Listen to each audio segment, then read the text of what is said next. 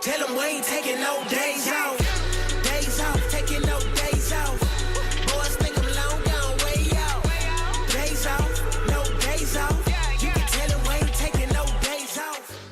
Well, welcome guys to the Cornhole Journey.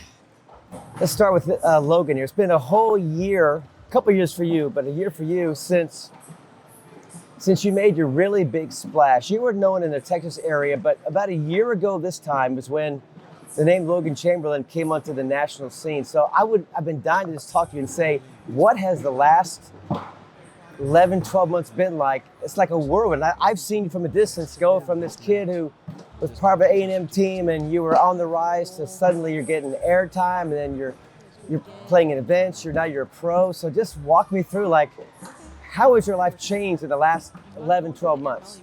Honestly, back then I thought I was pretty good, but now I realize how much better I've gotten since the college tournament. But yeah, I mean, constant practice, constantly getting better, being more consistent. I mean, it's elevated my game, got me where I am now. Did you realize at that point that you could be a pro, or did you know you want to be a pro? Where was your headspace at that time? At that point, I was still just trying to get better, improve, and so whenever I started, like, I might be able to make pro, I was thinking of it like I kind of still wanted to do the college thing, and I didn't want to just come to be a pro and not be able to really compete, just barely squeeze in. But I think I got good enough to compete at this level, so that's why I decided to do pro and not stay in the college. So you started popping up with some opens. Did you qualify through just your record, or did you go through what they call the gauntlet, or how did you get qualified to where you're now one of the 256? I qualified through open standings, so just through points, but yeah. But at Worlds, I finished third overall. So all the people that made the final 8 all the people that made the final 4 and advanced singles at Worlds had already qualified through points. Okay. So at Worlds you qualified, or you were already qualified? I was already qualified right before Worlds, but he told me at Worlds, so I didn't know if I was going to have to play the qualifier or not. I knew I was pretty sure I wasn't, but... Now the boy next to you, Ryan, you made your splash onto the scene, well, 2 years ago at this time. You were representing Blinn College, which is next to A&M, right? And you made a broadcast. And how did you two meet? And did you introduce Logan to the game, or was it a separate connection journey to where you guys know each other? Whenever I came back from my college tournament 2 years ago, somehow we got linked up. We just started throwing up at Fillingim's, the sports bar, and we would be practicing together all the time. And then that's whenever I met Jamison, whose son at mine 2 years ago, and we were like, we're going to start a Texas A&M Cornhole Club. And we came back, me and Jamison really got serious about that. Logan was the first member other than Jamison and I to show up. I did not know that. Yep. Say that again? Logan was the first A&M member. Of the A&M club? We called it the college A&M club? Cornhole Club, yeah. And Logan was the first. Brett came pretty soon after that. Kyle Trejo. Nate, Nathan yeah. started showing up. Our 2 guys that showed up today, they showed up every now and then playing with us. And of course, you come from a family. Your mom's a pro. Your dad's awesome as well.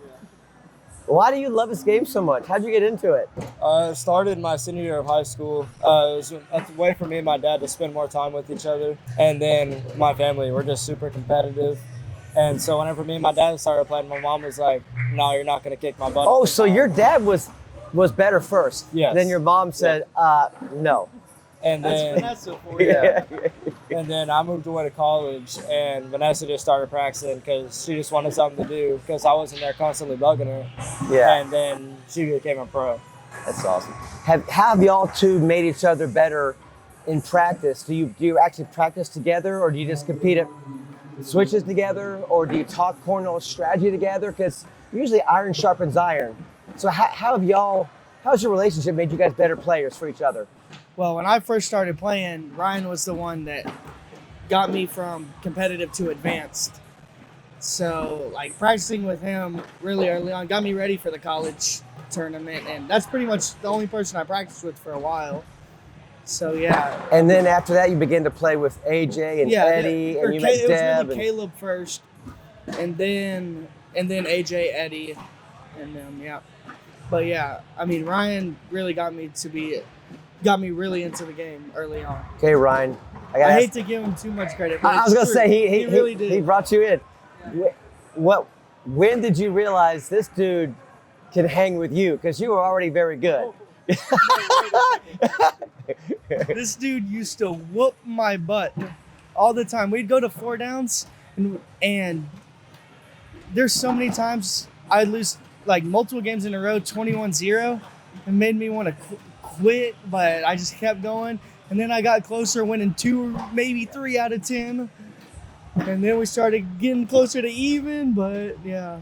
That's good. It was frustrating to say the least. He never took it easy on me. I told him. And that's it. Yeah. You never took it easy on him. Because that's only going to make him not get better.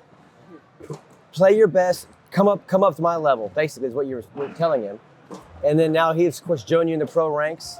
So what's it like being a pro? I mean, a lot of us guys who are at my level, we aspire to get better. You guys have already jumped a few, hoops. What's it feel like to know when you walk into a room or even an event in local Texas area, like you look around like, I'm probably the top 2 or 3. No, I'm probably the best player here. How does that not get to your head? How do you stay humble and keep throwing? I mean, honestly, for me, pro's just a title. I mean, for me, pro's just a title. You're throwing beanbags at the end of the day. You're not that big of a deal. You show up and you play. And if you're the best in the room that day, then so be it. But you just show up and play. And whoever is the best that day is going to come out on top. That's a good point because almost on any given day, any pro can get hot and whoop everybody. And then there's some days like the next day, like you throw trash. And don't just limit that to any pro. Anybody can. Yeah. That's so true. So the Texas contingent, you've got Eddie, you've got AJ, you mentioned Caleb, Deb. I mean, you the Fillingims. How do y'all collectively look at yourselves compared to North Carolina, Florida, Michigan, Kentucky? Like, there's some Texas pride here, right? Oh yeah, Absolutely. Talk about that. I think we're up there with I think we're one of the top 4 states. It's hard to pick out of those that you named, but those are definitely the powerhouse states. I think we're right there with Florida, Kentucky, North Carolina. Now, Logan, I've watched you play for a year now, both in person and when I watch on the streams, whatever, and you are very passionate about bags and scores and results. And what I like to say is, like, you wear your emotions on your sleeve, and I think that might be a strength for you. For some people, it's not. But how have you embraced that personality? Because some people, they may get a little agitated. To me, I say that's you. You be you. But how do you negotiate the fact that you're a bit more vivacious than other players out there? Definitely, some people don't like it. I mean, I don't feel if I'm really directing anything at the other person. I'd like to get excited, but it's not to hurt the other person. It's just to help me. So, yeah. So when Logan started getting better and we'd be practicing together back home, it'd be 4 down, someone's shop outside somewhere, and he started getting better.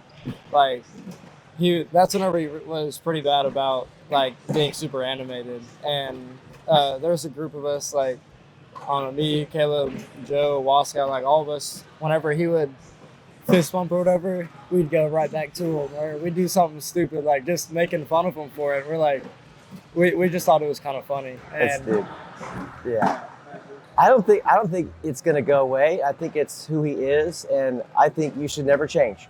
Because if you change, then that's not you. Yeah, I understand what you're saying, but I found myself getting a little too caught up in the atmosphere, so I've tried to mellow down a little. Not much, not to some people's level, but I couldn't do that. I have to get hyped some.